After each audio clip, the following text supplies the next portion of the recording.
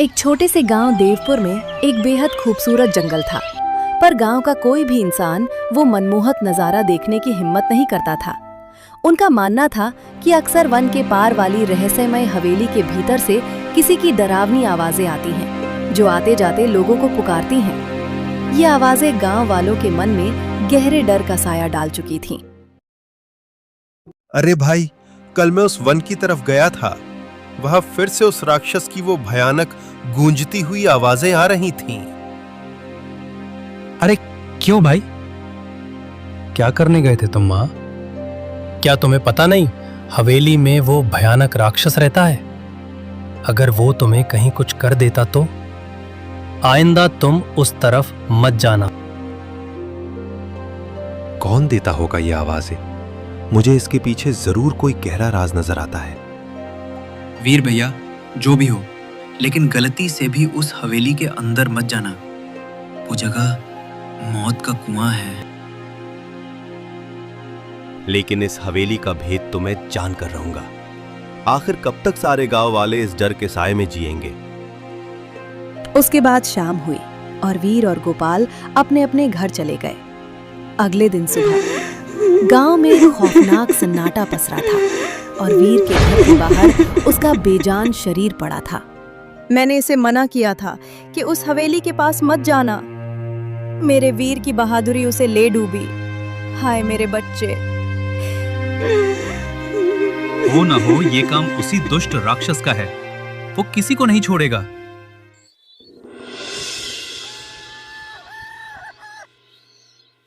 एक गांव वाले ब्रजेश राय की दो बेटियां थीं, आराध्या और शनाया।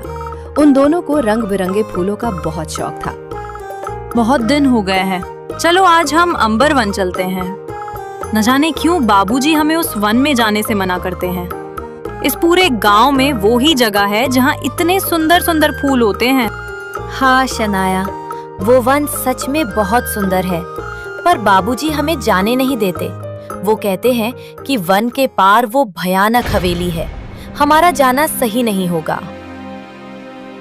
लेकिन वीर भैया की मौत के बाद तो हवेली और ज्यादा डरावनी लगने लगी है। अगर कोई जिंदा होता तो क्या गांव वालों के सामने नहीं आता? हो सकता है कि वहाँ कुछ भी ना हो। चलो ठीक है, हम दोनों कल ही वन में जाएंगे और क्या पता वीर भैया की मौत का राज भी पता चल जाए। हम दोनों सुबह चलेंगे, तब तुम खुद ही देख लेना। लेकिन बाबूजी हमें नहीं जाने देंगे। शनाया, कल बाबूजी सुबह किसी काम से शहर जाएंगे। उनके जाते ही हम दोनों चुपके से वन के लिए निकल जाएंगे। हाँ ठीक है।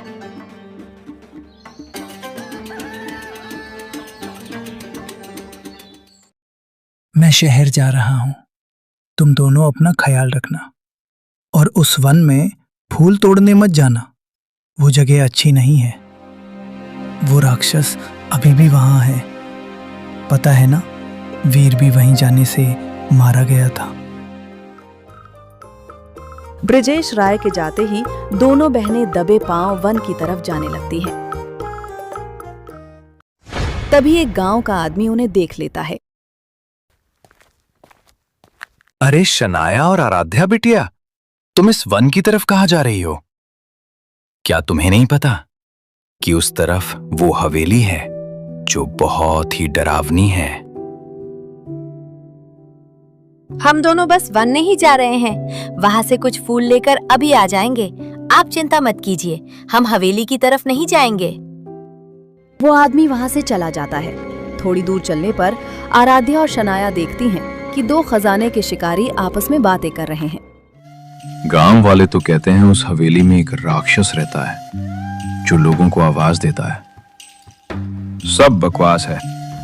वो हवेली असल में गांव के सरपंच की थी, जिसे किसी ने बरसों पहले हथिया लिया। मुझे तो लगता है उसमें बहुत बड़ा खजाना होगा। ये राक्षस की कहानी बस गांव वालों को डराने का बहाना है।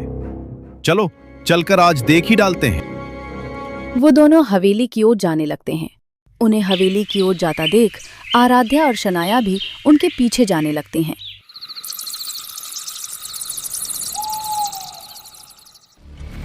तभी वो देखती हैं कि वो दोनों शिकारी हवेली के अंदर जाने ही वाले होते हैं कि तभी एक आदमी वहां आता है।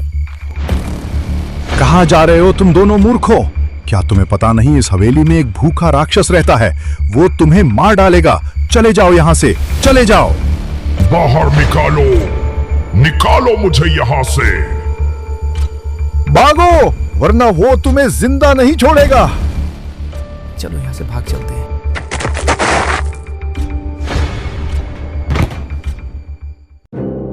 वो आदमी शिकारियों को भगाने के बाद शनाया और आराध्या के सामने आ जाता है। वो आराध्या और शनाया को घूरता है।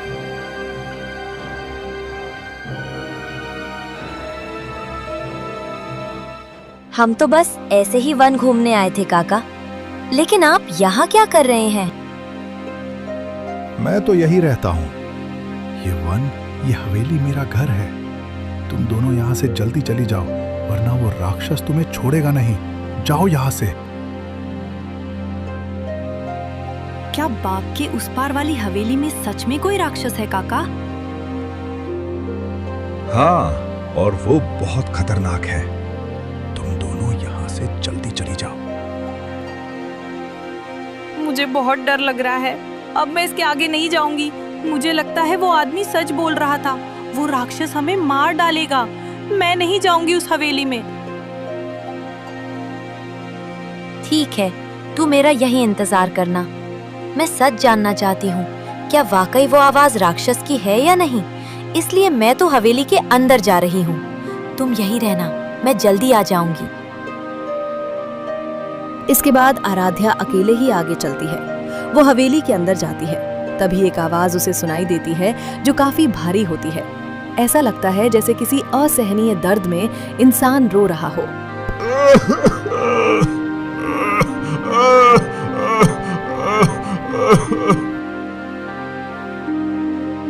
लड़की, अंदर आओ, मेरी सहायता करो।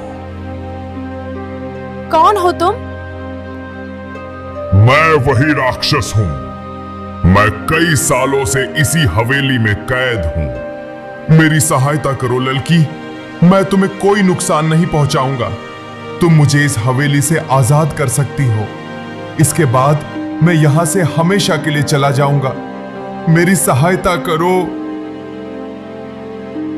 आराध्या और आगे चलती है और हवेली के भीतरी भाग में चली जाती है। जैसे ही वो अंदर जाती है, एक कमरे के अंदर से भयानक आवाज आती है।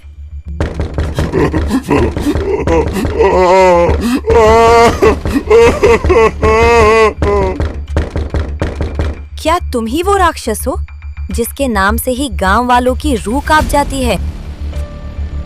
हाँ लड़की, मैं ही वो राक्षस हूँ जो इस हवेली के तहखाने में बरसों से कैद है। मैं बाहर नहीं आ सकता। तुम मुझे ये बताओ कि तुम इस हवेली में कैद क्यों हो? क्या तुम्हारे आजाद होने का कोई मार्ग नहीं है? लड़की, मेरे आजाद होने का मार्ग है और तुम उस मार्ग तक पहुंच सकती हो। मैं जानता हूं कि तुम मेरी मदद करने आई हो, लेकिन मेरी मदद करना इतना भी आसान नहीं है। तुम एक बार और सोच सकती हो। क्या तुम वाकई मेरी मदद करना चाहती हो? लेकिन मैं तुम्हारी मदद कैसे कर सकती हूँ? और तुम यहाँ कैद कैसे हो? मैं हूँ वो राक्षस। हाँ, वही जिसके बारे में हर गांव वाला फुसफुसाहट में बातें करता है।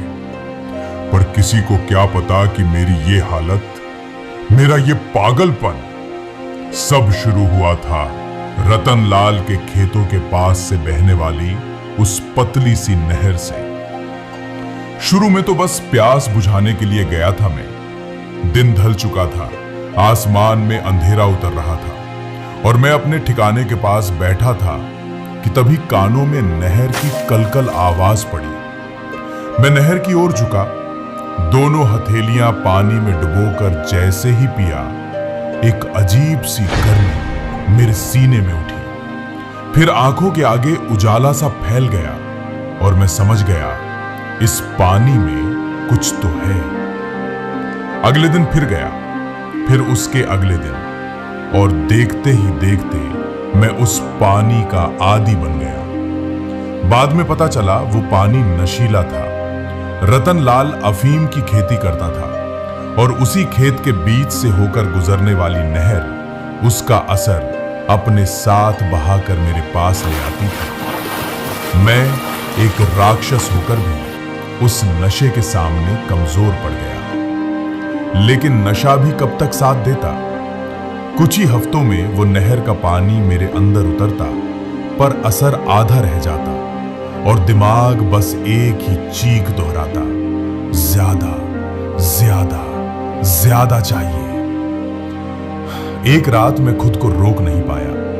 पहली बार मैं रतनलाल के खेत की ओर बढ़ा और मैं फटी सांसों के साथ रतनलाल के सामने जा खड़ा हुआ।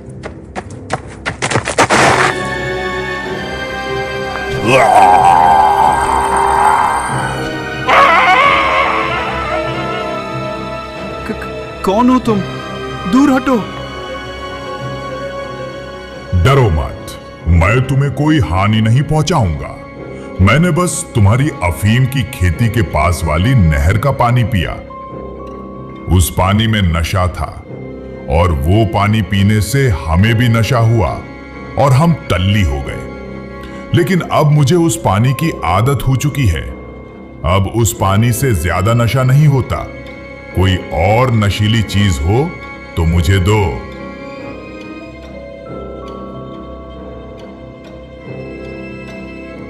रतनलाल, ये जो नहर बहती है ना, उसका नशा अब कम पड़ रहा है। मुझे और चाहिए, तगड़ा चाहिए, पहले से कहीं ज्यादा। मुझे दो, वरना मैं खुद ले लूंगा। मेरी आवाज में सिर्फ गुस्सा नहीं था, एक पागलपन था, एक लत का दर्द था। इस राक्षस को अगर मैं वो खास दवा नशे में मिलाकर दे दूं, तो ये 2-3 दिन तक सोता रहेगा। फिर इसे कमरे में बंद करके मोटा सा ताला लगा दूंगा। ये उस कमरे में चिल्लाता रहेगा। इसकी आवाज से कोई भी गांव वाला यहाँ आने से डरेगा और मेरा ये धंधा ऐसे ही चलता रहेगा। सेठ रतनलाल ने मुझे धोखे से दवा मिलाकर नशा करा दिया। मेरे बेहोश होते ही सेठ ने मुझे कमरे में बंद कर दिया और एक मोटा सा ताला लगाकर चाबी किसी गुप्त जगह पर छिपा दी। और उस रात से मेरी और रतनलाल की किस्मत एक दूसरे से बंध गई। वीर भैया ने भी मुझे आजाद करने की कोशिश की थी, लेकिन वो विफल रहा। मुझे पता है कि रतनलाल ही उसके खून का जिम्मेदार है, क्योंकि वीर को भी मेरे कैद का सच पता चल गया था। मुझे बस इतना बताओ कि वो चाबी कहाँ है? रतनलाल उसे अपनी सबसे कीमती चीज, अपनी काली कमाई की तिजोरी के पास किसी गुप्त जगह रखता है। तुम बहादुर लड़की हो, तुम ही मुझे आजाद कर सकती हो। आराध्या हवेली से बाहर आती है और जानती है कि सेठ रतनलाल पर सीधे हमला करना या उससे चाबी मांगना बेवकूफी होगी। अगले दिन आराध्या एक योजना बनाती है।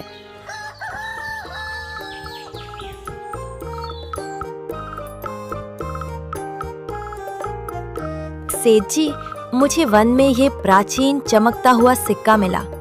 मुझे डर है कि ये कहीं खो ना जाए। क्या आप इसे सुरक्षित जगह रख देंगे?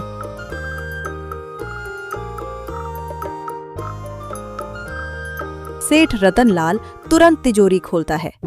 आराध्या देखती है कि सेठ सिक्का रखते समय तिजोरी के अंदर एक छोटे से गुप्त डिब्बे को दबाता है।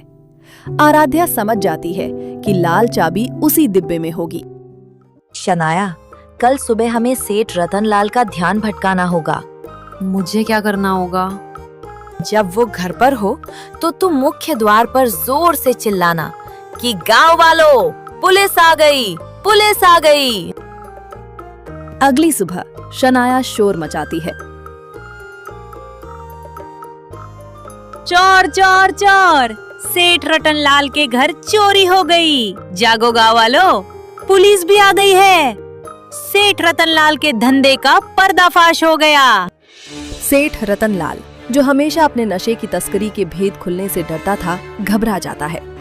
वो तुरंत तिजोरी चेक करता है, फिर भागता हुआ बाहर आता है। हड़बड़ी में वो तिजोरी को बंद करना भूल जाता है। कौन है वहां? क्या गड़बड़ है? इस मौके का फायदा उठाकर आराध्या तेजी से तिजोरी के पास जाती है।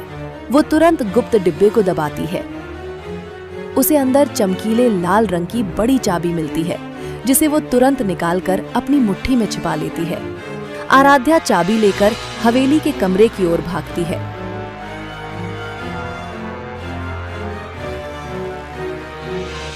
वो कमरे के ताले में लाल चाबी लगाती है और दरवाजा खुल जाता है। दरवाजा खुलते ही एक ठंडी हवा बाहर आई और उसके पीछे वो राक्षस खड़ा था।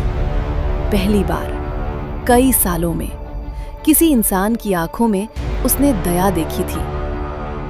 वो धीरे धीरे बाहर निकला। उसकी सांसें भारी थी, पैर कांप रहे थे।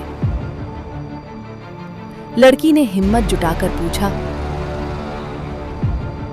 अब तुम आजाद हो, अब क्या करोगे? उसकी आंखों के भीतर नशे की पीड़ा, कैद का गुस्सा और आजादी का आभार सब कुछ मिला हुआ था, पर आवाज शांत थी। तुमने मुझे मुक्त किया है। इसका कर्ज मैं किसी जन्म में चुका नहीं सकता, लेकिन तुमसे एक वादा करता हूं, तुम्हारे गांव की ओर अब मेरा कोई कदम नुकसान नहीं ले जाएगा। अगर कभी जंगल तुम्हें डराए, बस मेरा नाम पुकार लेना। मैं राक्षस हूं, पर तुम्हारा आभारी राक्षस। अब जाओ, तुम्हारा रास्ता इंसानों का है, मेरा नहीं। पर तुमने आज मुझे वो दिया है जो इंसान भी इंसान को नहीं देता, आजादी।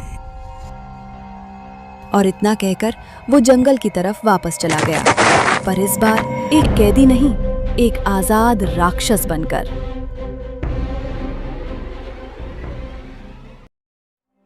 आराध्या हवेली से बाहर निकलती है, लेकिन गांव वाले बाहर ही उसका इंतजार कर रहे थे। आराध्या, आ गई तू वापस? उस राक्षस ने तुझे कुछ किया तो नहीं? आखिर क्यों गई थी तू उस हवेली के अंदर? अगर वो राक्षस तुझे मार डालता तो क्या करता मैं? मैं बिल्कुल ठीक हूँ बापूजी। अब अंदर कोई राक्षस नहीं है। वो हमेशा के लिए इस हवेली से चला गया है। अब आप सभी को डरने की कोई जरूरत नहीं। अब कोई भी यहाँ आ सकता है। तुम तो सचमुच में बहुत बहादुर हो। तुम्हारी वजह से ही अब वो राक्षस इस हवेली से आजाद हो गया है। अब हम गांव वालों को डरने की कोई जरूरत नहीं है। और वीर की मौत का अंतिम रहस्य भी सब गांव वालों को पता चल गया।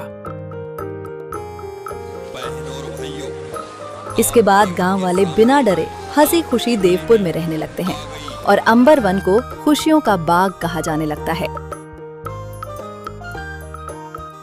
चैनल को सब्सक्राइब करो पहले। हाँ जल्दी करो, मुझे पता है कि आप लोग नहीं करते, वीडियो देखते हो लेकिन सब्सक्राइब नहीं करते। ये लाल कलर का बटन नहीं, इसे दबाओ, जल्दी दबाओ, जल्दी दबाओ, फिर मैं शुरू करूँ। दबा दो जल्दी, दबा दिया, घंटी भी दबा देना। ठीक।